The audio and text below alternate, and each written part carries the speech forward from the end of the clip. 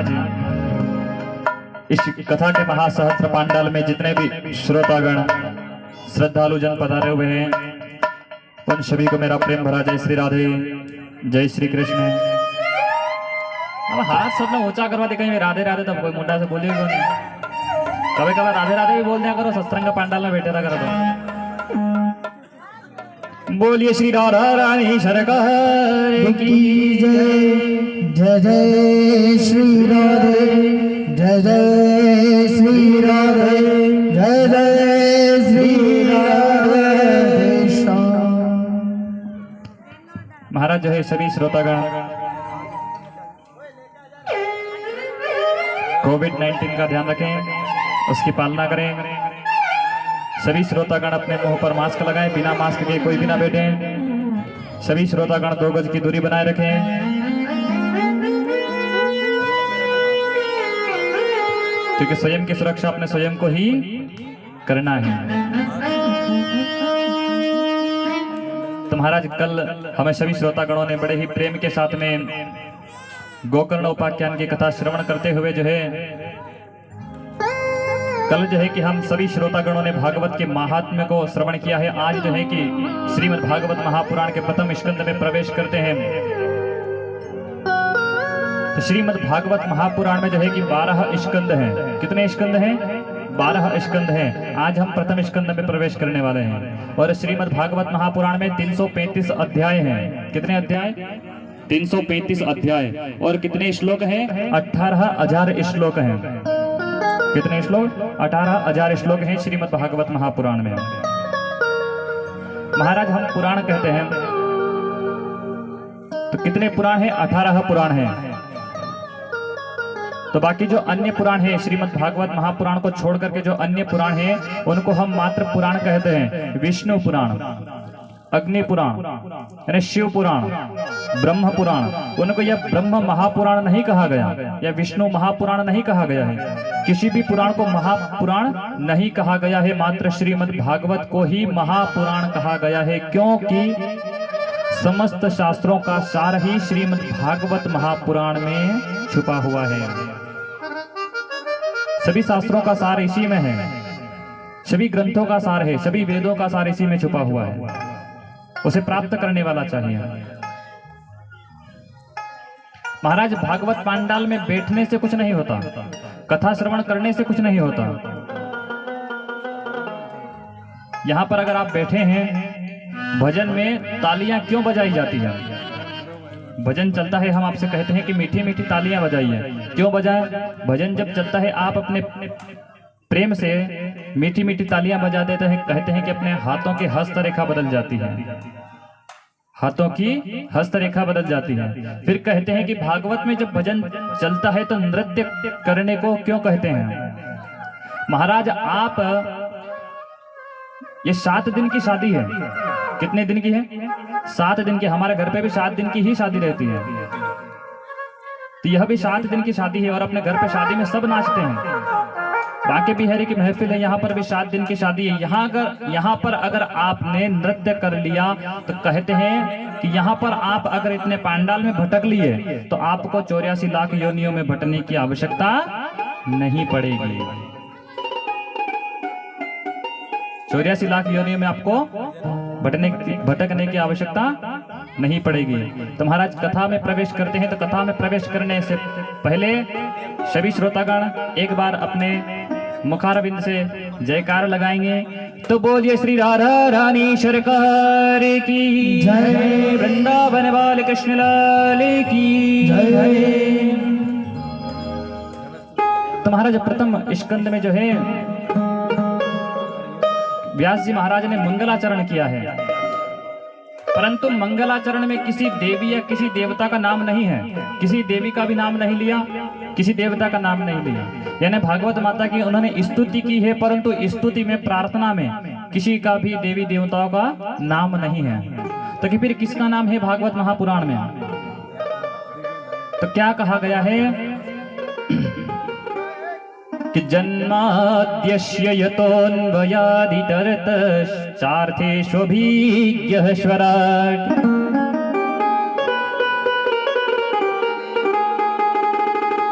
तेने ब्रह्महृदाय आदिकवये मुह्यन्ति यच्छूरयः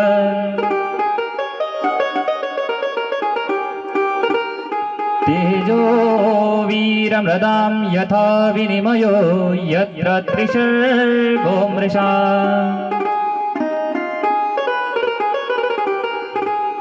धाम्ना स्वेन सदा निरस्तकुहकं सत्यम परम धीमहि सत्यम परम धीमहि। भागवत में किसी देवी या किसी देवता का नाम नहीं है, इसमें केवल सत्यम परम धीमहि, इसमें केवल सत्यता की ही प्रार्थना की है व्यास जी महाराज ने। जो सत्य है वही श्रीमद् भागवत में बतलाया गया है, सत्यता की ही व्यास जी महाराज ने प्रार्थना की है। अब सत्य कौन है? सत्य कौन है? सत हमने आपको कल बताया था, सच्चिदानंद रूपाय। सत जो सृष्टि से पहले भी था, अभी भी चल रहा है और आगे भी चलेगा। जैसे पृथ्वी है, आकाश है, आज भी हैं, कल भी थे और आगे भी रहेंगे, जो कभी असत्य नहीं हो सकते। महाराज प्रभु जिन्होंने सृष्टि की रचना की, रचना करते समय भी प्रभु विद्यमान थे, आज भी जब सृष्टि चल रही है तो प्रभु विद्यमान है और आगे तक जब तक सृष्टि चलेगी तब तक प्रभु रहेंगे, जो कभी असत्य हो ही नहीं सकते। तो महाराज किसी ने प्रश्न किया श्रोतागण ने कि हे व्यास जी महाराज, श्रीमद् भागवत जो है विनिर्मित श्रीमद् भागवत महापुराण कैसा है? हम सबको दिखाई दे रहा है महाराज कि पंडित जी के सामने भागवत माता की पुस्तक पड़ी हुई है, पर पुस्तक में है क्या है? श्लोक है, परंतु श्लोक का सार क्या है? और भागवत कैसा है? भागवत जो पुराण है कैसा है? ऊपर से तो सब कुछ दिखाई दे रहा है, परंतु अंदर से कैसा है? और इस भागवत को कौन श्रवण कर सकता है? यानी भागवत श्रवण करने का अधिकारी कौन है? महाराज सभी महानुभावों से निवेदन है कि आप कुर्सी पर बैठे हुए हैं तो आप नीचे बैठे, क्योंकि कुर्सी पर बैठकर आप कथा श्रवण करते हैं तो उतना फल आपको प्राप्त नहीं होता है जितना फल आप जमीन पर बैठकर कथा श्रवण करेंगे। दूर दूर बैठे और जमीन पर बैठे, जो नीचे नहीं बैठ सकते हैं वही कुर्सी पर लगाकर जो है कि बैठे। तो महाराज व्यास जी महाराज जो है कि दूसरे श्लोक में कहते हैं कि धर्मः प्रोजित केतवोत्र परमो निर्मत्सराणां सताम्।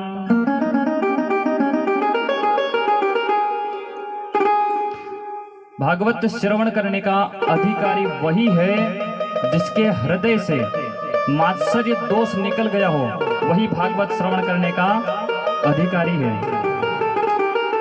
क्योंकि महाराज हम जो है कि इस कलयुग में सब कुछ त्याग सकते हैं, घर बार जमीन जायदाद परिवार सब कुछ छोड़ सकते हैं, परंतु एक अपना अभिमान त्यागना अत्यंत कठिन। दूसरी प्रशंसा, कोई अगर अपनी थोड़ी सी प्रशंसा यानी कोई आपको थोड़े से चने के झाड़ पे चढ़ा दे तो आप तुरंत जो है कि ऊपर जाकर बैठ जाते हैं, बैठने में देरी नहीं करते। तो अपनी प्रशंसा। दूसरा ईर्ष्या का भाव, अपने मन में जो आप ईर्ष्या का भाव लेकर चलते हैं ना, तो ये तीन चीज त्यागना अत्यंत ही कठिन है। जिस श्रोतागण ने यह तीन चीज जो है कि त्याग दी, वही भागवत श्रवण करने का सच्चा अधिकारी है। अब महाराज अभिमान तो घमंड सब कुछ जानते हैं, प्रशंसा के बारे में सब कुछ जानते हैं। ईर्ष्या क्या है? ईर्ष्या महाराज एक दूसरे से जलन प्राप्ति होते हैं ना। महाराज जैसे दो पड़ोसी थे, दोनों एक साथ में अलग अलग एक एक 4 व्हीलर लेकर के आए। अब महाराज एक पड़ोसी ने मेहनत करके 4 साल में एक 4 व्हीलर से 4 4 व्हीलर कर ली। कितनी कर ली? 4 कर ली। और जो एक पड़ोसी है उसके पास 4 साल में वही 4 व्हीलर जो है कि दोनों साथ में लेकर आए थे, एक ही बची है। क्यों बची है? क्योंकि जो पड़ोसी 4 4 व्हीलर लेकर आया है उसने कभी किसी के ऊपर ध्यान नहीं दिया, किसके पास 2 4 व्हीलर है कि 3 है कि 4 है, बस उसने अपना कर्म किए। उसके कर्म से उसको 4 व्हीलर प्राप्त हुई। जो महाराज एक 4 व्हीलर वाला था, रोज ही उसके दिमाग में एक ही बात चलती कि हम दोनों एक ही साथ 4 व्हीलर लेकर आए थे, आज तक मेरे पास एक ही है और इसके पास 4-4 4 व्हीलर हो गई, कैसे हो गई? वही उसके प्रति जलन की जो भावना उसके हृदय में है, यानी ईर्ष्या की भावना, कभी किसी को आगे न बढ़ने देना, सभी की एक दूसरे की टांग पीछे से मतलब पकड़ के ने खींचनो ही, बढ़वा ही नहीं दे आगे। तो ईर्ष्या का भाव हमारे मन में जब तक रहेगा तब तक हम श्रोतागण नहीं बन सकते, सच्चे श्रोतागण आप नहीं बन सकते। महाराज अगर कोई व्यक्ति आगे बढ़ रहा है तो हमें आगे बढ़ने में उसकी मदद करनी चाहिए। राधे श्याम। हमें आगे बढ़ने में जो है कि उसकी मदद करनी चाहिए, ना कि उसको पीछे की ओर खींचना चाहिए। वह अगर आगे बढ़ेगा तो अपने ही समाज का नाम रोशन होगा, अपने ही गांव का नाम रोशन होगा या अपने ही शहर का नाम रोशन होगा। दूसरी बात महाराज, अपने मन में कभी भी अभिमान का प्रादुर्भाव मत होने देना, क्योंकि जहां पर अभिमान आता है ना, वहां से दीन बंधु जो भगवान हैं तुरंत भाग जाते हैं। जहां आता है अभिमान, वहां से भाग जाते हैं भगवान। जहां अभिमान का प्रादुर्भाव हुआ, वहां से भगवान तुरंत ही चले जाते हैं। और अभिमान, किस बात पर अभिमान करना? हमारे पास क्या है, क्या लेकर आए थे और क्या लेकर जाएंगे जो हम अभिमान करेंगे? चंद पैसों के ऊपर, चंद जायदाद के ऊपर आप जो है अभिमान कर बैठे। पर महाराज आपको यह पता नहीं कि जो आपका शरीर है वह भी जलकर यहीं पर राख बनकर पड़ा रह जाएगा, वह भी यहीं पड़ा रह जाएगा। यानी आपके घर वाले जो है कि आपके शरीर पर एक गांठ भी बंधी हुई नहीं रखते हैं, उसको भी छोड़ देते हैं। शमशान ले जाते समय उस गांठ को भी छोड़ देते हैं, उसे भी आपको साथ में नहीं ले जाने देते हैं। तो आपके संग में कुछ भी नहीं जाएगा। आपके जीवन में आपने कितना धन कमाया यह मायने नहीं रखता है। आपके जीवन में आपने कितने लोगों की मदद की है और आपने कितना समाज में अपना व्यवहार बनाया है, यह मायने रखता है। यानी अपने तिजोरी में जो धन छुपा हुआ है वह मायने नहीं रखता। शमशान की भीड़ बता देती है कि आपने पूरे जीवन में कितना कर्म किया है। शमशान में जो भीड़ होती है ना ले जाते समय, वही बता देती है कि आपने आपके जीवन में कितने अच्छे कर्म किए हैं और कितने बुरे कर्म किए हैं। महाराज इसलिए जो है कि अभिमान का प्रादुर्भाव हमारे मन में कभी नहीं होना चाहिए। ईर्ष्या का भाव जो है कि पड़ोसी के प्रति उसे तुरंत त्याग देना चाहिए। अगर हमारा पड़ोसी आगे बढ़ रहा है तो हमें आगे बढ़कर उसकी मदद करनी चाहिए, किसी गरीब की हमें सहायता करनी चाहिए। तो महाराज वही सच्चा श्रोता है जिसके हृदय से मात्सर्य दोष निकल गया हो। क्योंकि महाराज जो है भोलेनाथ ने मैया पार्वती जी से कहा कि कंचन तजना सहज है, सहज प्रिया कानेह, मान बड़ाई ईर्ष्या दुर्लभ तजनाएह।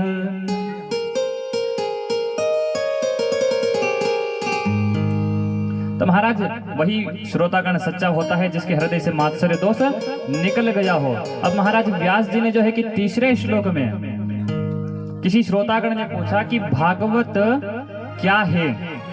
किसने पूछ लिया? महाराज आप ही जैसे कोई श्रोतागण होगा तो उसने पूछ लिया भागवत क्या है। तो महाराज व्यास जी कहते हैं कि निगम कल्पतरोर्गिलितं फलम शुकमुख समृत संयुतम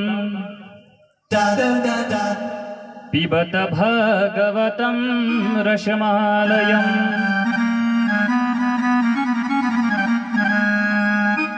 मुहुरहो रसिक भुवि भावुकः।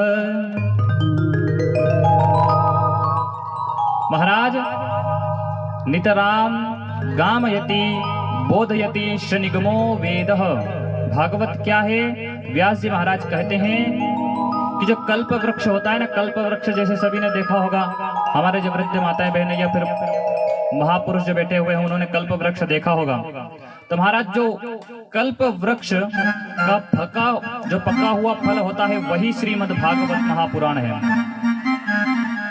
कल्प वृक्ष का पका हुआ फल श्रीमद् भागवत महापुराण है। तो महाराज अगर पका हुआ फल है तो कल्प वृक्ष की उच्च शाखा से टपक कर अगर नीचे गिरा होगा तब तो फूट गया होगा। तो व्यास जी महाराज कहते हैं नहीं श्रोतागणों, यह फल फूटा हुआ नहीं है। तो कि कैसे? तो व्यास जी कहते हैं कि शाखा प्रति शाखा सने ही इस धरातल पर यह फल आया है। तो कि कैसे? तो कि प्रभु नारायण की शाखा से टपका तो ब्रह्मा जी की शाखा पर यह फल आकर अटक गया। ब्रह्मा जी की शाखा से टपका तो श्री देवर्षि नारद जी की शाखा पर अटका। देवर्षि नारद जी की शाखा से टपका तो श्री व्यास जी महाराज की शाखा पर अटका। व्यास जी की शाखा से टपका तो श्री सुखदेव जी की शाखा पर अटक कर सुखदेव जी ने परीक्षित जी के माध्यम से इस धरातल पर इस फल को लाए हैं। इसलिए शाखा प्रति शाखा यानी एक दूसरे की सहायता से यह फल इस धरातल पर आया है। इसलिए यह फल फूटा हुआ बिल्कुल भी नहीं है। तो कि महाराज फल फूटा हुआ नहीं है यह बात हम मान लेते हैं, पर फल जो है खट्टा है या मीठा? जो भागवत रूपी फल है यह मीठा है कि खट्टा? अगर हमने खा लिया खट्टा निकल गया तो हमारा मुंह और बिगड़ जाएगा महाराज। तो फल कैसा है? तो क्या फल अत्यंत ही मीठा है। तो क्या आपके पास कोई प्रमाण हो तो बताएं, उसके बाद ही हम इस फल को खाएंगे।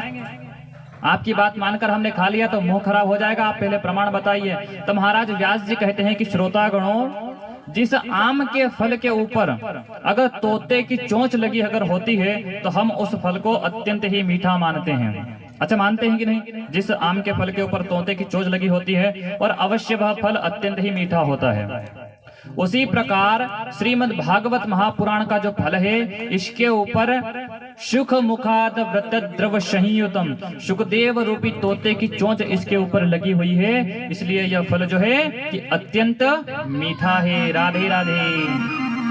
मत बोलो कहीं बात नहीं। अब मन तुम्हारी तरफ से बोल देते हैं, मत बोलो कहीं बात नहीं। तो जो भागवत रूपी फल है इसमें सुखदेव रूपी तोते की चोंच लगी हुई है। इसलिए यह फल अत्यंत ही मीठा फल है। तो महाराज किसी ने पूछा कि इसमें कौन सा रस भरा हुआ है? आम का फल है उसमें आम का रस, पपीते का फल है उसमें पपीते का रस, इसमें कौन सा रस भरा हुआ है? इसमें कृष्ण रूपी रस भरा हुआ है। कौन सा रस है? कृष्ण रूपी रस भरा हुआ है। तो कि महाराज इस फल को कब तक पान करें? जो कृष्ण रूपी रस है इसको कब तक पान करें? तो महाराज व्यास जी ने कहा कि आलयम मोक्ष प्रयांतम पिबत, जब तक हम मोक्ष को प्राप्त न हो जाएं तब तक इस फल को आप पान करते रहो। तब तक इस फल को आप पान करते रहो। राधे श्याम। तक महाराज फिर श्रोतागणों ने प्रश्न किया कि व्यास जी जो है कि इस फल को, इस रस को किस किस को पान करा रहे हैं, यानी किस किस को पिला रहे हैं? तो महाराज कहते हैं कि रसिक भुवि भावुकः, रसिक और भावुकों को ही, यानी रसिक और भक्तों को ही श्रीमद् भागवत रूपी जो कृष्ण रूपी फल है पिलाया जा रहा है। तो क्यों महाराज केवल रसिक और भावुकों को ही क्यों पिलाया जा रहा? हम इसे पान नहीं कर सकते?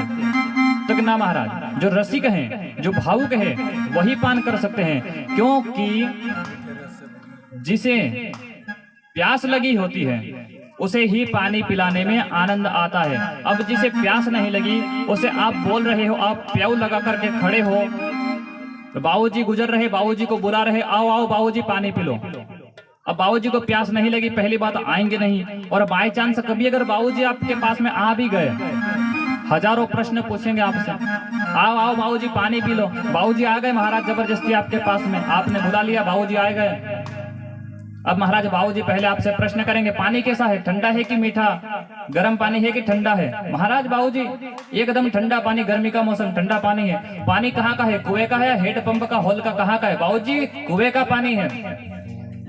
पानी छान के भरा था कि ऐसे ही? नहीं बाबूजी, पानी छान के भरा था। मटके को धोया था कि ऐसे ही डाल दिया? बाबूजी मटके को भी धोया है, पानी ठंडा है, कुएं का पानी है, पानी मीठा है, आप पीकर तो देखिए। अब बाबूजी पहले पानी नहीं पिएंगे क्योंकि प्यास नहीं लगी, और जिसको प्यास लगी होती है, आप बुलाओ या मत बुलाओ, पानी कुएं का हो या हेडपंप का हो, छान के भरो या मत भरो, पानी गर्म हो या ठंडा हो, कैसा भी होगा, दौड़ता हुआ चला आएगा और पानी को पी लेगा, क्योंकि उसे प्यास लगी है। इसलिए जिस भक्त को, जिस रसिक को भागवत रूपी, कृष्ण रूपी फल की जो प्यास लगी है, उसी को व्यास जी महाराज यह रस पिला रहे हैं।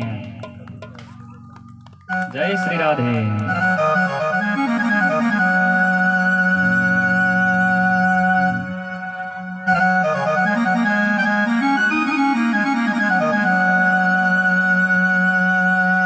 राम नाम को आलसी और भोजने को होशियार, श्री राधे। ऐसे तुलसी जीव को बार बार धिक्कार। जय हो।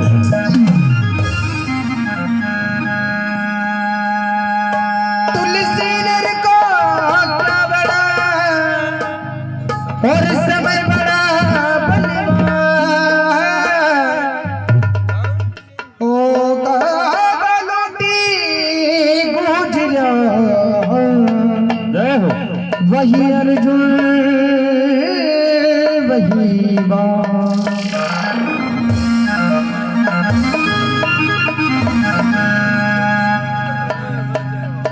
प्रभु कहते हैं गड़ा दिन।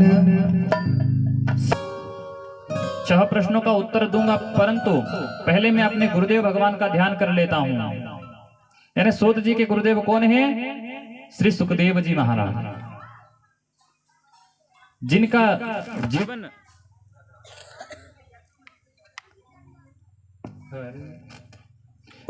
जीवन सबसे ही अलग है, एक तपस्वी जीवन। महाराज श्री सुखदेव जी का जन्म होते ही, सुखदेव जी का कितने सालों में, 12 वर्ष में सुखदेव जी महाराज माता के गर्भ से बाहर आए थे। महाराज सुखदेव जी का जन्म होते ही जंगल की ओर चल दिए, वन की ओर चल दिए।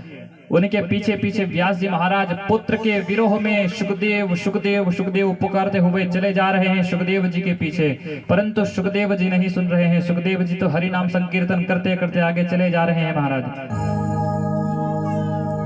सुखदेव जी की ओर से वृक्षों ने उत्तर दिया व्यास जी महाराज को, हे व्यास जी महाराज, आप जिन्हें अपना पुत्र मान रहे हैं वह अपितु केवल आपका ही पुत्र नहीं है, बल्कि सुखदेव जी महाराज ने तो कलयुग के समस्त प्राणियों के कल्याण के लिए ही जन्म लिया है, तो आप उन्हें केवल अपना ही पुत्र न माने। तो महाराज ध्यान करते हुए, ऐसे मंगलाचरण करते हुए जो है, सोनक जी सूत जी से प्रश्न कर रहे हैं, प्रभु के कितने अवतार हुए? तो महाराज सूत जी कहते हैं कि प्रभु भगवान तो एक ही है, भगवान तो एक ही है, परंतु भगवान का स्वरूप अलग अलग है। पृथक पृथक भगवान का जो स्वरूप है अलग अलग है। भगवान ने जैसे जैसे काम किए वैसे वैसे ही उनके नाम पड़ गए। बाकी भगवान तो सृष्टि निर्माण कार्य करने वाले ठेकेदार एक ही हैं, यानी ठेकेदार एक ही हैं। बाकी उन्होंने जैसे अवतार, जैसे स्वरूप धारण किए, जैसा उन्होंने कार्य किया, वैसे वैसे ही उनके नाम पढ़ते चले गए। जैसे कि महाराज आप माताएं बहनें रोटी बनाती हैं ना, आटा गूंदती हैं।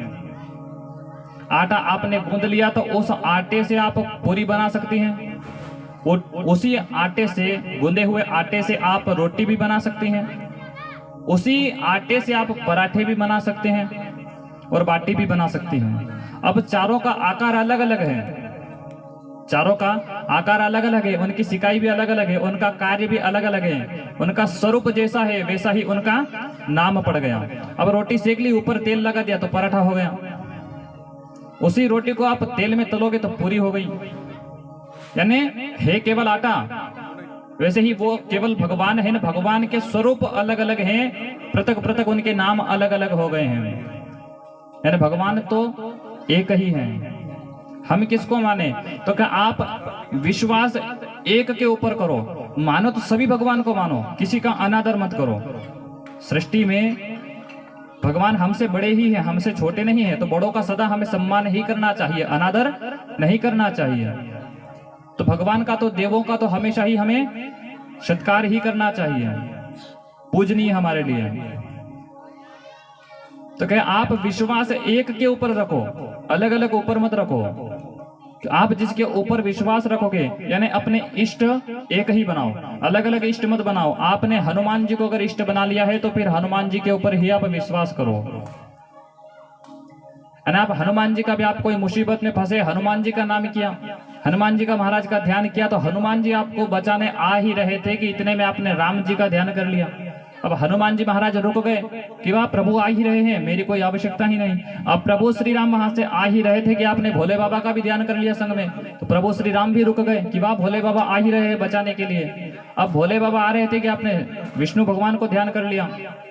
तो इसी प्रकार आपको कोई भी बचाने के लिए नहीं आएगा। तो आप एक ही इष्ट बनाओ, उसी का ध्यान करो मुसीबत में, उन्हीं की पूजा अर्चना करो, तो वही आपको बचाने के लिए आएंगे, अन्यथा दूसरे नहीं आएंगे। फिर महाराज के प्रभु के अवतार कितने हुए? तो प्रभु के अवतार जो है कि श्रीमद् भागवत महापुराण में 24 अवतार हो चुके हैं, 24 अवतार हो चुके हैं। और 25वां अवतार जो है इस कलयुग में होगा प्रभु का, जिनका नाम रहेगा कल्कि। क्या है प्रभु का नाम? कल्कि स्वरूप में प्रभु अवतार लेंगे और पापियों का संहार करेंगे। तो अभी प्रभु का 25वां अवतार हुआ नहीं है, प्रभु के 24 अवतार हो चुके हैं। जैसे राम अवतार, बलदेव अवतार, कृष्ण अवतार, नरसिंह अवतार है, प्रहलाद है, वगैरह वगैरह, वामन अवतार है, वराह अवतार है, कश्यप अवतार है। तो प्रभु के इस प्रकार से 24 अवतार हुए हैं। और 25वां अवतार जो है इस कलयुग में कल्कि स्वरूप में प्रभु जन्म लेंगे। तो महाराज जो है भागवत क्या है, भागवत रचना कब हुई, कैसे हुई, किसकी प्रेरणा से भागवत की रचना हुई? तब महाराज जो है कि सूत जी कहते हैं कि ऊपर के लोक में व्यास जी महाराज प्रातः काल संध्या वंदन करके निवृत्त होकर के जो है कि खिन्न मन बैठे हुए थे, यानी उदास मन बैठे हुए थे। इतने में महाराज देवर्षि नारद जी पधार गए। नारद जी को देख करके जो है व्यास जी महाराज ने नारद जी का जो है कि बड़ा ही स्वागत किया, कुश का आसन दिया, बैठने को जलपान करवाया। कहा मुनिवर आज आपका अचानक कैसे आना हुआ? तो यही रास्ते से गुजर रहा था, आपको देखा, चला आया, मैंने कहा 2 मिनट वार्तालाप करते हैं। तो अरे व्यास जी महाराज आपका चेहरा उदास क्यों है, उतरा हुआ क्यों है, आपको किस बात की चिंता है? तब व्यास जी महाराज देवर्षि नारद जी से कहते हैं मुनिवर मैंने 17 पुराणों की रचना की, 6 शास्त्रों की रचना की, 4 वेदों की रचना की, परंतु फिर भी मेरा मन अशांत है, मेरे मन को शांति नहीं मिल रही है, मेरा मन आज भी अशांत ही है। क्यों है? इसी बात की मुझे चिंता है। तब महाराज नारद जी कहते हैं हे व्यास जी महाराज आपने अनेकों शास्त्रों की रचना की है, परंतु सभी शास्त्रों में, सभी वेदों में, सभी पुराणों में आपने मात्र ज्ञान भरा है। क्या भरा है? ज्ञान भरा है। यानी आपने अभी तक प्रभु के लीलाओं का वर्णन नहीं किया है, प्रभु के भक्ति का वर्णन आपने अभी तक नहीं किया है। और प्रभु हे व्यास जी महाराज आप जब तक प्रभु की भक्ति नहीं करोगे तब तक आपका मन अशांत ही रहेगा, जब तक आप उनके लीलाओं का वर्णन नहीं करोगे तब तक आपका मन अशांत ही रहेगा। मुनिवर नारद जी कहते हैं कि हे व्यास जी महाराज जो है कि प्रभु नाम संकीर्तन का, प्रभु के लीलाओं का जो है कि बड़ा ही महत्व है, बहुत बड़ा महत्व है। नारद जी कहते हैं कि हे व्यास जी महाराज मैं पूर्व जन्म में, अब यहाँ से जो है कि देवर्षि नारद जी के पूर्व जन्म की कथा प्रारंभ होती है। तो नारद जी कहते हैं कि हे व्यास जी महाराज मैं पूर्व जन्म में एक दासी पुत्र था। कौन था? एक दासी पुत्र था। मेरी माँ जो है कि एक संत महात्मा के यहाँ पर सेवा पूजा करती थी। महाराज अधिक मास में संत महात्मा सभी एक दूसरे के यहाँ पर जाते हैं। तो महाराज वहां पर बहुत सारे संत महात्मा आए हुए थे, अधिक मास चल रहा था। मेरी माँ जो है उन संत महात्माओं के लिए भोजन बनाती, उनके कपड़े धोती, साफ सफाई करना, गाय को चारा डालना, दूध निकालना, यानी यही सब वही सेवा पूजा आश्रम में करती थी। मेरी माँ खाना बनाती थी, मैं उन संत महात्माओं का भोजन परोसता था, उन संत महात्माओं को भोजन परोसता था। और जो संत महात्मा की पातल में जो पत्तल रहती, पातल में जो झूठन बच जाया करता था, मैं उसे ही पा लिया करता था, मैं उसे ही प्रसाद समझकर ग्रहण करता था। संत महात्मा बैठकर प्रभु के भजन करते अधिक मास में, तो मैं भी उनके पास में बैठता। जब तक संत महात्मा भजन करते, मैं भी उनके साथ में भजन करने बैठता। यानी मेरा मन जो है कि धीरे धीरे हरि चरणन में लगने लगा। अब महाराज अधिक मास पूर्ण हुआ, संत महात्मा वहां आश्रम से जाने लगे, तो मैं भी उन संत महात्माओं के पीछे जाने लगा। थोड़ी दूर पहुंचा कि मेरी माँ जो है कि आंखों से अश्रुपात करती हुई उन संत महात्माओं के पीछे दौड़ती हुई पुत्र पुत्र पुकारते हुए चली आई। हे गुरुवर, मेरा इस संसार में कोई नहीं है, मात्र यही पुत्र है, और अगर यह भी आपके संग चला जाएगा तो मैं किसके लिए इस संसार में जीऊंगी? मेरा जीना ही व्यर्थ है, संसार में इसके अलावा मेरा और कोई नहीं है। तब महाराज जो है कि संत महात्माओं ने कहा, पुत्र जब तक तुम्हारी माँ है, तुम्हारी माँ की सेवा करो। तुम्हारी माँ के गुजरने के बाद उत्तर दिशा की ओर चले आना। मुझे एक मंत्र दे करके गए, संत महात्मा चले गए। मैं रोज उसी मंत्र का जप करता था। और महाराज एक दिन जो है कि सायंकाल के समय मेरी माँ गाय दोहने के लिए गई। गाय दोहने यानी दूध निकालने के लिए गई। तो महाराज गाय दूध निकालने से पूर्व हम उसको चारा डालते हैं। माई जो है कि संध्या का समय, सायंकाल का समय चारा जो है कि भरने के लिए गाय को डालने के लिए गई थी, तो उसको जो है कि एक सर्प ने ढस लिया और मेरी माँ का जो है कि वहीं पर देहांत हो गया। अब महाराज मेरी माँ का देहांत होते ही मेरी आंखों से ऊपर से तो मैं दुखी था, परंतु अंदर से प्रसन्न था। मेरी एक आंख से गर्म आंसू निकल रहे थे, एक आंख से ठंडे आंसू निकल रहे थे। मैं ऊपर से बहुत दुखी था, अंदर से प्रसन्न था। दुख इस बात का कि मेरी माँ मुझे छोड़कर आज चली गई। खुशी इस बात की है कि माँ के जाने के बाद मैं प्रभु के भजन कर पाऊंगा। खुशी भी है इस बात की कि मैं प्रभु के भजन कर पाऊंगा। अब जो है महाराज मैया का अंतिम संस्कार करके जो है पुत्र जो है संत महात्माओं के कहे अनुसार उसी श्लोक का जो है कि जप करता हुआ उत्तर दिशा की ओर वन में चला गया। रोज प्रतिदिन उसी श्लोक का जप करता था, बिल्कुल निस्वार्थ, मन में कोई स्वार्थ नहीं, बिल्कुल निस्वार्थ भगवान के भजन करता था। उसी प्रभु के भजन से जो है कि पुत्र एक दिन जो है कि आंखें बंद करके उसी श्लोक का जप कर रहा था और अचानक उसके नेत्रों के सामने प्रभु की दिव्य झांकी दिखाई दी। अंदर से अत्यंत प्रसन्न हुआ महाराज पुत्र, और जैसे ही आंखें खोली तो जो है प्रभु की झांकी अंतर ध्यान हो गई। पुत्र जो है कि विकलता हुआ चारों तरफ घूमने लगा, प्रभु प्रभु पुकारने लगा, उस झांकी को देखने के लिए तरसने लगा। तभी महाराज आकाशवाणी हुई कि पुत्र तुम्हें जो अभी मेरी झांकी के दर्शन हुए हैं, यह उन संत महात्माओं की सेवा से हुए हैं। उन संत महात्माओं की सेवा से ही मेरी झांकी के तुम्हें दर्शन हुए हैं। यह तुम्हारी निस्वार्थ जो भक्ति है, उसी से तुम्हें मेरी झांकी के दर्शन हुए हैं। और पुत्र तुम अगर इसी प्रकार प्रभु के भजन करते रहोगे तो तुम्हें जो है कि अगले जन्म में ब्रह्मा जी के पुत्र के रूप में जो तुम जन्म दोगे। तो महाराज उसकी रुचि जो है कि बालक की तो और प्रभु के चरणों में बढ़ गई। नित्य प्रतिदिन प्रभु के भजन बिल्कुल निस्वार्थ करने लगा और अंत में जो है कि पुत्र का देहांत हो गया। और व्यास जी महाराज देहांत होने के पश्चात आज वही पुत्र, दासी पुत्र, आज आपके सामने ब्रह्मा जी का पुत्र बनकर आपके सामने में खड़ा हूं।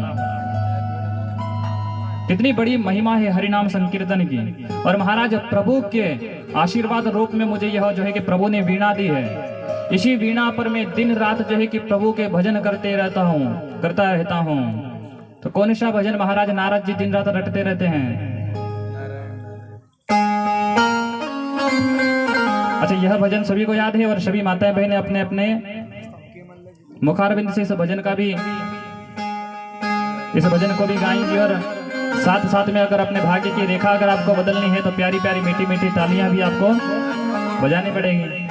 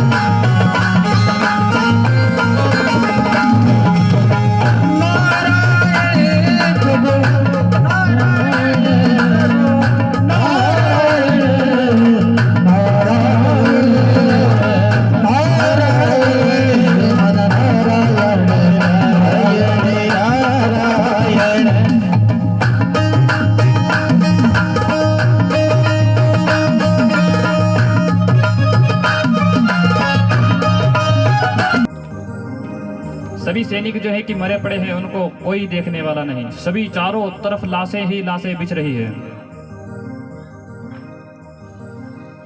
चारों तरफ लाशें ही लाशें बिछ रही है। दुर्योधन के पास में आज कोई नहीं है। सब पांडव भी सब छोड़कर युद्ध समाप्ति पर सभी छोड़कर चले गए।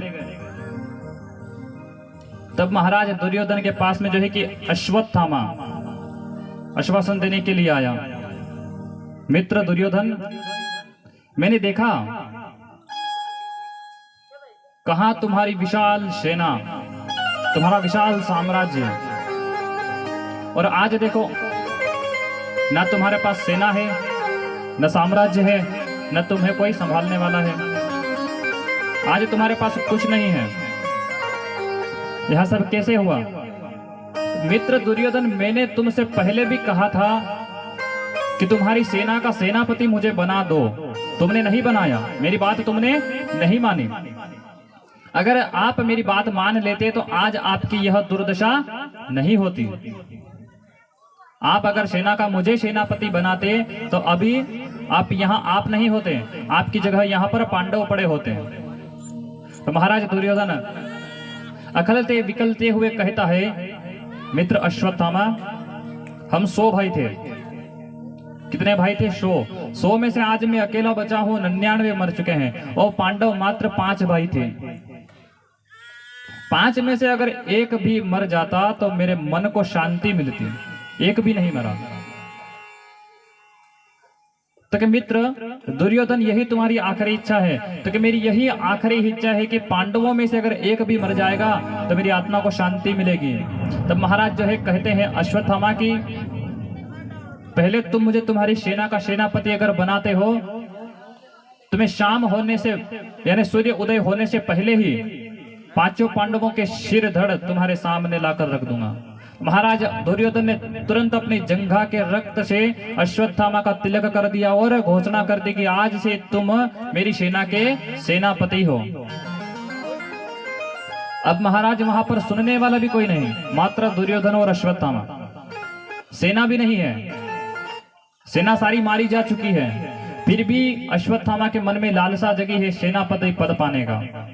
तुरंत दुर्योधन ने जंघा के रक्त से उसका तिलक कर दिया और घोषणा करते कि आज से तुम मेरी सेना के सेनापति हो। महाराज जो है कि अश्वत्थामा ने लोक न्याय के द्वारा जो है कि पांडवों को मारने का विचार किया। रात्रि का समय महाराज, परंतु जिसके साथ में जो है कि द्वारिकाधीश है, साक्षात परमपिता परमेश्वर है, उसे कौन मार सकता है? उसे कौन मार सकता है? कोई नहीं। महाराज युद्ध की अंतिम रात्रि थी। प्रभु ने जो कहा पांडवों, आज हमारे युद्ध की अंतिम रात्रि है, तो क्यों ना हमें कहीं बाहर चलना चाहिए। तो महाराज जो है कि प्रभु द्वारिकाधीश जो है बाके बिहारी लाल पांचों पांडवों को लेकर के रात्रि भ्रमण करने निकल चुके। अब महाराज रात्रि का समय, पांडवों के शिविर में कोई नहीं था, शिविर खाली पड़ा था। तो पांचों पांडव के पुत्र आकर के शिविर में आकर सो गए। पांडवों के शिविर में, यानी जब शिविर पहले तंबू लगाते थे ना, तंबू सभी जानते होंगे, तो शिविर में पांडव पुत्र आकर के सो गए। पांडव सभी चले गए, प्रभु भी चले गए। दूसरे शिविर में जो है कि माता द्रौपदी सो रही है। अब महाराज रात्रि का समय, अश्वत्थामा को पता नहीं कि पांडव कहीं बाहर गए हैं, पांडवों के शिविर में घुस गया। पांडव पुत्र जो है कि ओढ़कर सो रहे थे, सोचा यही पांडव है। महाराज तलवार निकाली और पांचों पांडव के सिर को धड़ से महाराज अलग कर दिया। महाराज तालियां मत बजाओ, यही तो हमारे कलयुग की उल्टी रीत है। यही हमारे कलयुग की उल्टी रीत है।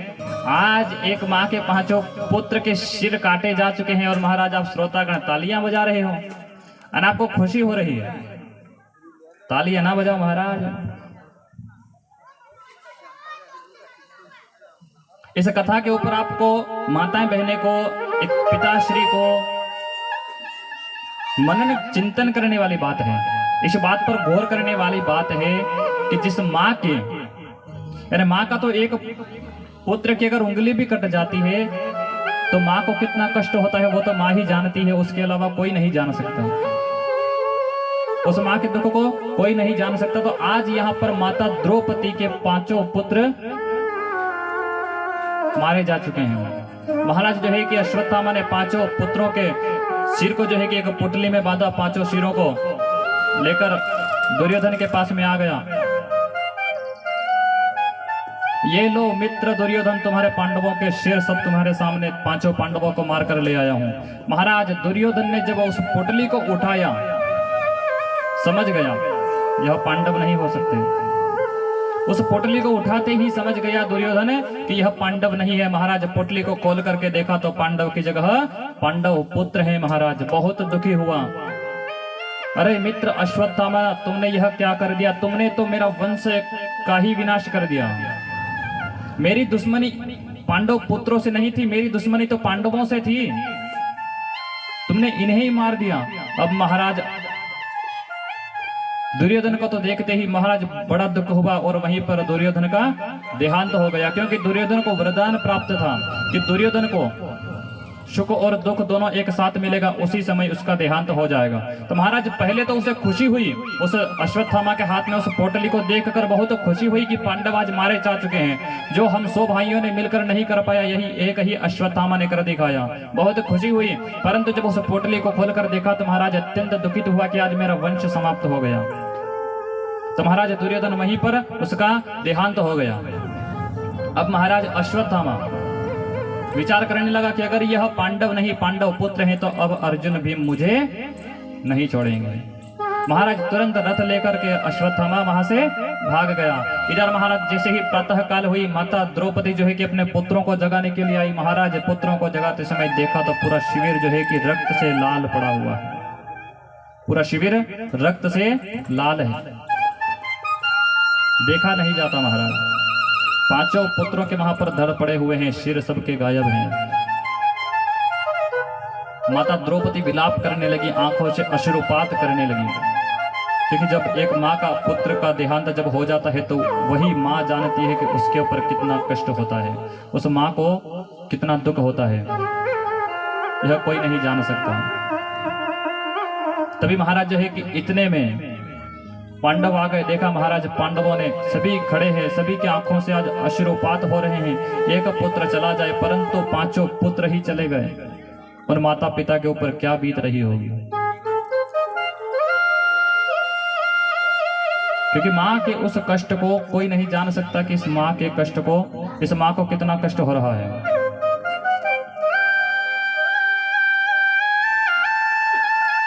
पर महाराज आजकल के जो नवयुवक बालक हैं उस माँ के कष्ट को नहीं समझते हैं, उस माँ के कष्ट को नहीं समझते। जैसे ही महाराज पुत्र की पत्नी आई, 2, 4, 5 दिन रहेगी, उसके बाद जो है कि आपका पुत्र आपके सामने ही विरोधी हो जाएगा। अरे 25 साल उस माँ का प्रेम, उस 1 साल के प्रेम से भी मतलब 30-25 साल का प्रेम कम पड़ गया। 1 साल का प्रेम आपके लिए ज्यादा है, उस माँ का प्यार आपके लिए कम पड़ गया। और 1 साल का प्रेम आपके लिए इतना बड़ा हो गया। जिसने आपके लिए कभी कुछ नहीं किया, उसका प्रेम आपके लिए इतना ज्यादा हो गया। और जो 25 साल से आप इतना कष्ट भोग करके आपको इतना बड़ा किया, आप आज उस पत्नी के इतने वशीभूत हो गए कि अपने माता पिता को ही भूल गए, अपने माता पिता को ही भूल गए ना। महाराज कलयुग जो के नवयुवक बालक बच्चे हैं उनको समझा देना चाहता हूं कि जैसा आज आप अपने माता पिता के संग में कर रहे हैं, वैसा कल आपके पुत्र जो होंगे ना, वही आपके संग में करेंगे। क्योंकि महाराज कलयुग है और कलयुग में तुरंत सब कुछ यहीं पर होता है। ऊपर नरक में या फिर स्वर्ग में, वैकुंठ में कुछ नहीं। जो होना है सब जैसी करनी वैसी भरनी यहीं पर होती है। हमें करना भी यही, इस संसार पे, इसी पृथ्वी पे रहे, और भरना भी इसी यहीं पर है। जैसे कर्म करोगे वैसे ही आपको फल की प्राप्ति होगी। सच्चा कर्म करो, सत्यता के रास्ते पर चलो महाराज, तो आपके लिए फायदा ही फायदा। और आज आप जो है कि झूठ रास्ते पर चल करके, कुसंगति का साथ दे करके कुछ सालों तक आप गलत काम करोगे, आपको बहुत फायदा होगा। और आप 40 साल तक गलत काम करोगे, गलत कुसंगति का संग करोगे, सभी को कष्ट दोगे, तो 40 साल तक आपको फायदा ही फायदा। 40 साल से 100 साल के बीच में आपको कष्ट ही कष्ट भोगना है। क्योंकि 40 साल के पहले आपने कुकर्म किए हैं, कर्म कभी नहीं किया आपने। तो 40 साल से 100 साल के बीच में आपको वही कुकर्म भोगना है। क्योंकि आपने दूसरों के साथ में गलत किया तो ऊपर वाला आपके संग में गलत करेगा। महाराज हम सोचते हैं कि हम सही हैं, वो गलत है। तो महाराज उसे गलत मत समझो, पहले स्वयं को देखो, हमारी गलती कहां पर आती है, हमारी गलती पहले कहां है, उसके बाद में दूसरे को गलत बोलो। पहले से ही डायरेक्ट जाकर के किसी को बुरा भला मत बोलो। क्योंकि कलयुग में कहते हैं कि बुरा जो देखन में चला तो बुरा न मिलिया कोई, जो अवगुण देखो अपने में तो मुझसे बुरा न मिलिया कोई। मैं संसार में निकला था दूसरों के अवगुण देखने के लिए, मेरे अंदर मैंने मेरे अवगुण कभी नहीं देखे। अभिमान था कि मैं बिल्कुल सच हूं, सत्य हूं, परंतु जब मैंने अपने अंदर झांक करके देखा तो मुझसे बुरा इस संसार में और कोई नहीं मिला। मेरे मन में जितना छल, जितना कपट, जितना लोभ भरा हुआ है, इतना मैंने किसी के पास में नहीं देखा। तो पहले अपनी गलती सुधारो, अपने मन में जो अंधकार छुपा हुआ है उस अंधकार को दूर करो, उसके बाद में आप किसी को गलत साबित करो। ये तो आपको कोई भी टोक देगा।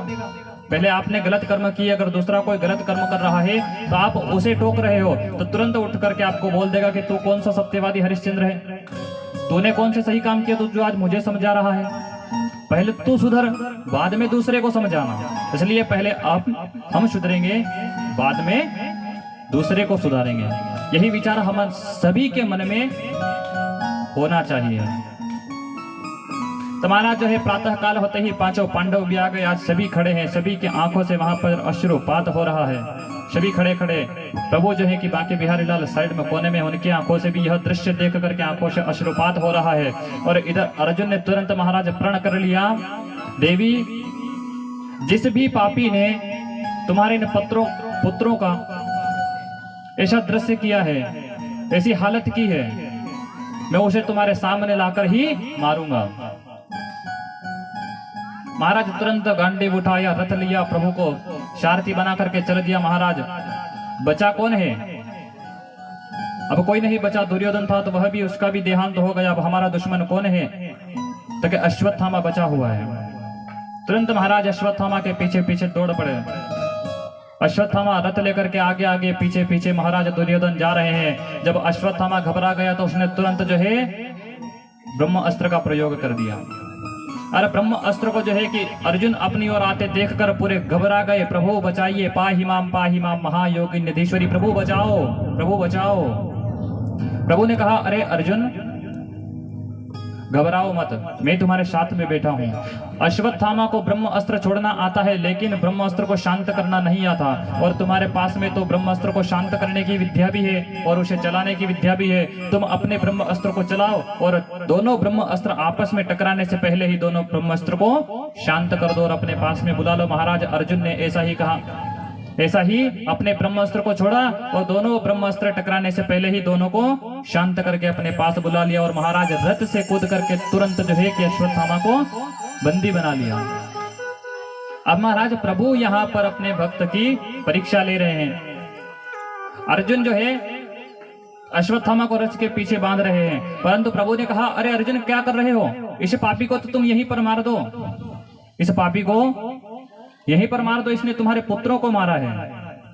क्योंकि महाराज मत्त प्रमत्तम मुन्मत्तम शुक्तम बलम श्रियम जडम, महाराज सोते हुए बालक को, शरण में आए हुए शत्रु को, भयभीत शत्रु को, स्त्री को कभी नहीं मारना चाहिए, ब्राह्मण को कभी नहीं मारना चाहिए,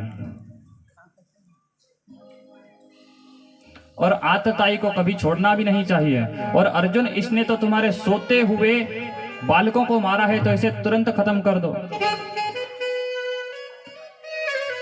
अब महाराज अर्जुन ने कहा, प्रभु मैंने द्रौपदी के सामने प्रण लिया है, मैं इसे जो है कि वहीं पर ले जाकर के मारूंगा। महाराज अर्जुन ने जो है कि अश्वत्थामा को रथ के पीछे बांध दिया। महाराज घसीटते हुए अपने शिविर में लेकर के आए। यहाँ पर देखा महाराज जो है कि द्रौपदी तो आंखों से अश्रुपात कर ही रही थी। तुरंत अश्वत्थामा को देखा तो माता द्रौपदी ने उठ करके अश्वत्थामा के हाथ खोल दिए। अर्जुन ने कहा, देवी यह तुम क्या कर रही हो? इसने हमारे पुत्रों को मारा है और तुम इसके हाथ छोड़ रही हैं। माता द्रौपदी की उस करुणा पुकार को सभी गौर से सुनिएगा कि उस मां ने क्या कहा। स्वामी आप इसे मार दोगे, हमारे पुत्र वापस आ जाएंगे? कभी नहीं आ सकते। जो एक बार हमें छोड़कर चला गया सो चला गया, हमें वापस वो मिलने के लिए नहीं आएगा। इसे मार दो। अगर हमारे पुत्र वापस आते हो तो, हमारे पुत्र तो नहीं आ रहे हैं, फिर मारने से क्या फायदा होगा? एक ही फायदा, जैसे आज मैं अपने पुत्र के विरह में रो रही हूँ, वैसे ही माता गौतमी भी अपने पुत्र के विरह में आंखों से अश्रुपात करेगी। इससे ज्यादा और कुछ होगा? आज हम सब यहाँ पर रो रहे हैं, तो आप इसे मार दोगे, थोड़ी देर बाद इसके घर पे सब रोएंगे, सभी इसके घर पे जाके रोएंगे, तो हमें उससे फायदा क्या मिलेगा? प्रभु महाराज अर्जुन विचार करने लगे तो भीम ने कहा, अर्जुन भैया, अगर तुम्हारे गांडीव से अगर यह बच गया तो मेरे गदा के प्रहार से यह नहीं बचेगा। महाराज जो है कि नकुल सहदेव ने कहा कि भीम भैया, अगर आपके गधा के प्रहार से बच गया तो इसे हम नहीं छोड़ेंगे, इसने हमारे पुत्रों को मारा है। महाराज प्रभु और धृतराष्ट्र जो है कि साइड में खड़े खड़े विचार कर रहे हैं। अर्जुन गए प्रभु के पास में, प्रभु क्या किया जाए, आप ही कुछ हमें बताइए। तो प्रभु ने क्या कहा कि ब्रह्म बंधुर्न हंतस्य आतताईव दार्हणः मयेवो भयमाम्नातम् परिबाधनुशासनम्।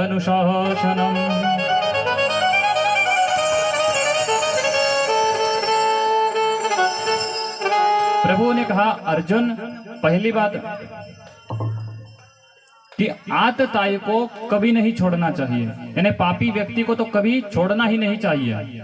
दूसरी बात कि ब्राह्मण को कभी नहीं मारना चाहिए, चाहे ब्राह्मण कितना भी बड़ा पापी क्यों न हो, पर उसे नहीं मारना चाहिए, क्योंकि एक ब्राह्मण को मारने से ब्रह्म हत्या का पाप लगता है। किसका पाप लगता है? एक ब्रह्म हत्या का पाप लगता है। तो कभी ब्राह्मण को नहीं मारना चाहिए। अर्जुन समझ गए टेढ़ी टांग वाला कभी सीधी बात नहीं करता।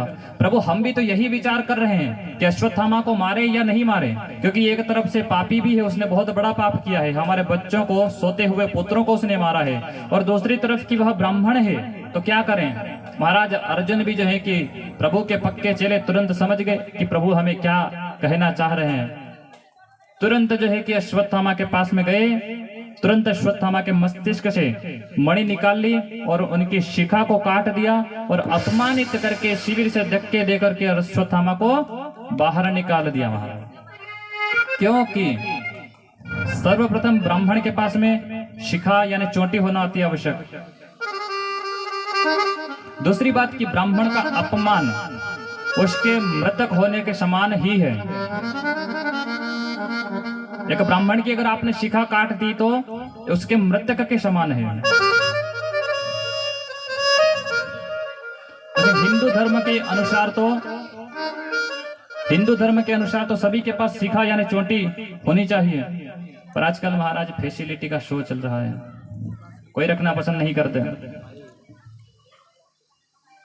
तो ब्राह्मण के पास तो अति आवश्यक है शिखा को रखना। अश्वत्थामा को अपमानित करके जो है कि अर्जुन ने धक्के देकर शिविर से बाहर निकाल दिया। महाराज अश्वत्थामा आंखों से लाल पीला, महाराज क्रोध में पूरा झंझना रहा है। अश्वत्थामा ने भी शिविर के बाहर तुरंत जो है कि प्रण ले लिया कि अब पांडवों के वंश में मैं कोई पानी देने वाला भी नहीं छोड़ूंगा। अब महाराज बचा ही कौन था? मात्र उत्तरा कौन है? अभिमन्यु की पत्नी, जो कि गर्भवती थी। तो महाराज उत्तरा मैया को गर्भवती देख करके तुरंत अश्वत्थामा ने अग्निबाण का प्रयोग कर दिया महाराज कि किसी को, इनके वंश में किसी को कोई पानी देने वाला भी मैं नहीं छोड़ूंगा। तुरंत जो है कि उसने शस्त्र का प्रयोग कर दिया। महाराज जो है मैया जो है अभिमन्यु की पत्नी दौड़ती हुई घबराती हुई प्रभु की शरण में आ गई। प्रभु पाहि माम, प्रभु मेरी रक्षा कीजिए। महाराज प्रभु ने जैसे ही उत्तरा की करुणा पुकार को सुना तो महाराज एक अंगूठे के बराबर प्रभु ने स्वरूप किया और मैया उत्तरा के गर्भ में प्रवेश कर गए और गर्भगत उस बाण से बालक की रक्षा की। एक स्वरूप में तो प्रभु जो है कि पांडवों के सामने खड़े हैं और एक अंगूठे के बराबर होकर के मैया उत्तरा के गर्भ में प्रवेश कर गए और गर्भगत जो है कि प्रभु ने उस बालक की रक्षा की है। प्रभु इतना सब कुछ करते हुए भी हमें दिखाई नहीं देते। प्रभु हमारे लिए बहुत कुछ करते हैं परंतु हमें दिखाई नहीं देते। और कलयुग महाराज ऐसा है कि जो दिखाई देता है उसी को भजता है, क्योंकि कलयुग में चमत्कार को ही नमस्कार कहते हैं। बिना चमत्कार के कोई नमस्कार ही नहीं करता महाराज। अच्छा चलो अपने ही ऊपर बात कहूं मैं कि आज अगर कथा में मधुर संगीत ना हो तो आप में से यहाँ पर कोई नहीं बैठेगा। जो वृद्ध माताएं हैं और वृद्ध पुरुष है वही यहाँ पर टीकेंगे, बाकी कोई भी यहाँ पर नहीं टीकेगा। अगर यह मधुर संगीत यहाँ पर नहीं होता तो आज यहाँ पर आप सब श्रोतागण नहीं पधारते हैं। 2 4 5 बैठे रहते, उनमें से भी एक आध तो टेंट के खंबे के टेका लेकर मस्त गर्मी ठंडा हवा चल रही है।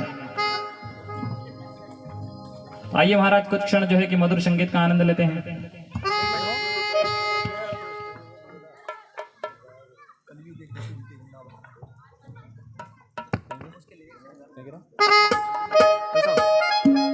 कैसे उल्टी गंगा बहा रहा है।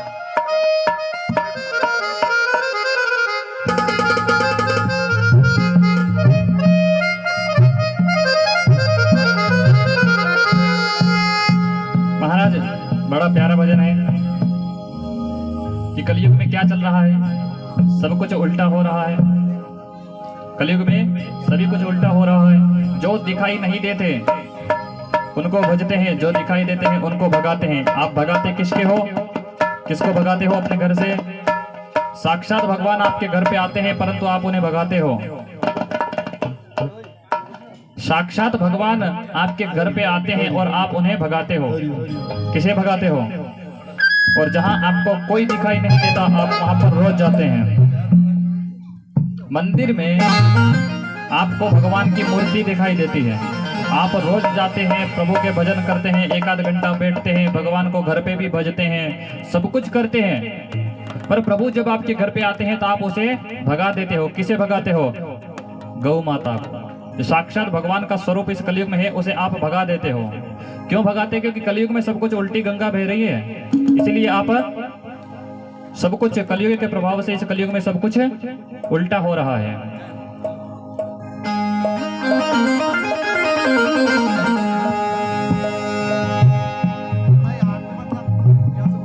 कलयुग ये कैसी उल्टी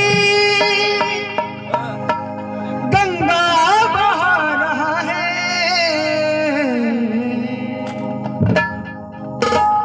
वो माता पिता को ठोकर शरवण लगा रहा है, माता पिता को ठोकर शरवण लगा रहा है, माता पिता को ठोकर